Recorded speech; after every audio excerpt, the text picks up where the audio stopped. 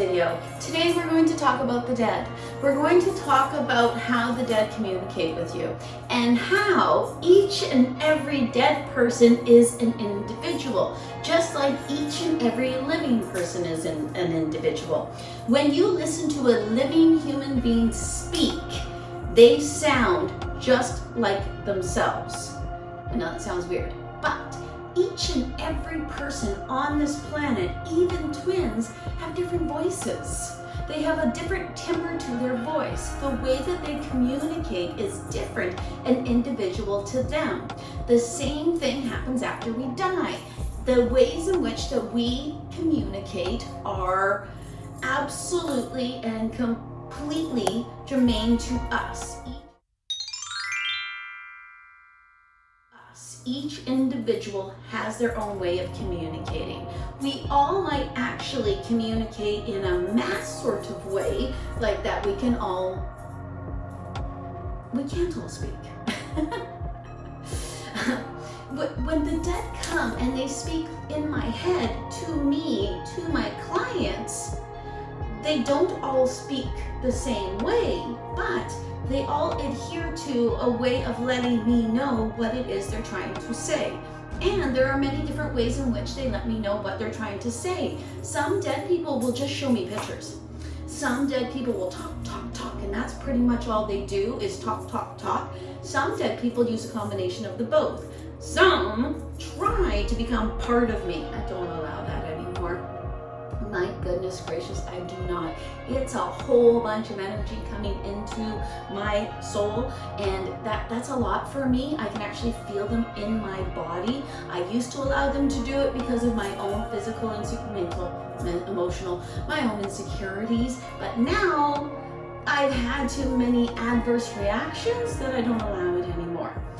The way in which I allow or ask the dead to communicate with me is actually individual to me as well, so that I know what the communication is, so that I can actually convey what they are saying to you in the best possible way I can.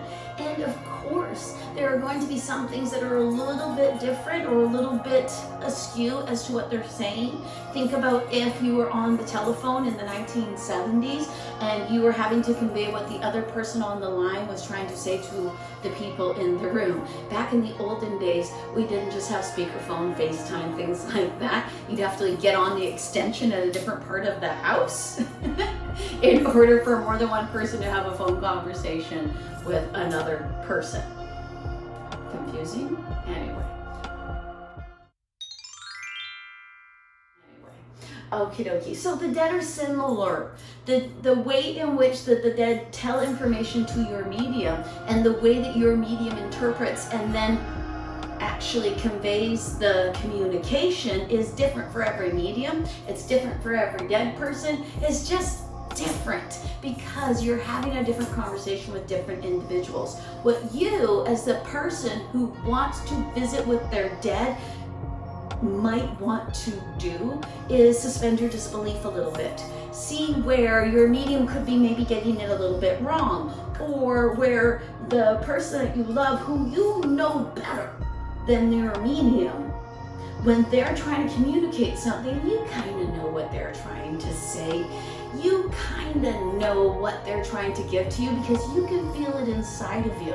When I am sitting across from somebody when I am sitting screen to screen, when I am sitting like across the world from somebody who I am communicating for, my communication and what I am feeling from the person on the other side is actually felt by you as well. It's just that I believe it 110% to be true. Nothing could tell me different. I know what I'm doing. I know that I communicate with people on the other side. Nobody could actually tell me different and have me believe them.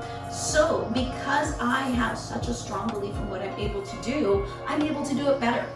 Because I have such a strong belief in what I'm able to do, I am able to allow the communication to slide through me in a more efficient way.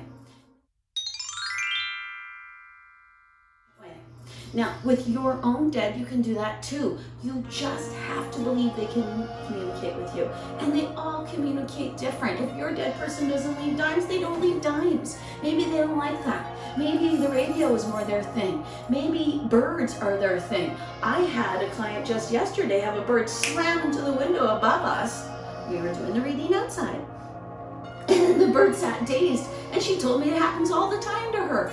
It was a way that somebody in her life who was on the other side was communicating with her. This is how they did it, by torturing birds. Everybody has their different ways. Pay attention to the consistent things that happen around you. Pay attention to that feeling inside of you. Pay attention to what you actually might hear that sounds a little weird, that you know isn't you, that feels almost like them, like something they would say. Do you know how hard that is to do for you? Do you have any idea how difficult it is to come back from the dead just to say, hi, how you doing? I'm okay.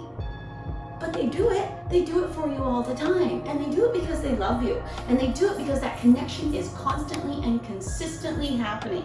Because even though somebody has died, they have not left you. They have just gone into a room that you are not allowed to go into yet. When you see, hear, feel, or maybe suspect that somebody from the other side that you know, that you love, is around you, just say hi. Just try to suspend your disbelief for just 1 second. Maybe you don't know everything. Maybe there's something bigger and stronger and more powerful all around you all the time.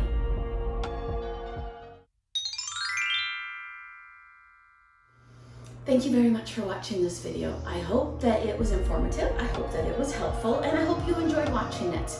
I can be reached at bornmedium@gmail.com, bornmedium@gmail.com. I also have a website, trinityyogaandspiritualservices.com, trinityyogaandspiritualservices.com. I'm on Instagram at Bobbi Rowntree, Born Medium, and I'm on Facebook at Bobbi Rowntree, Spiritual Medium.